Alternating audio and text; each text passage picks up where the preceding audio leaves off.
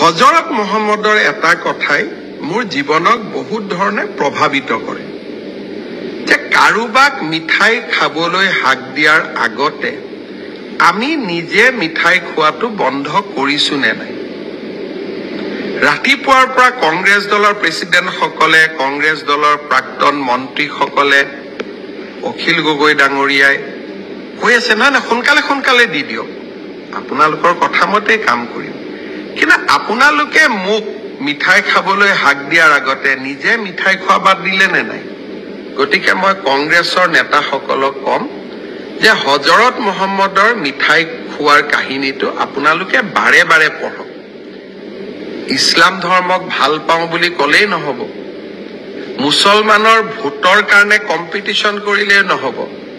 নবী গৰাকীৰ কথাও আমি মাজে মাজে শুনিব লাগে মই বিশেষ কথাসমূহত কেতিয়াবা মোৰ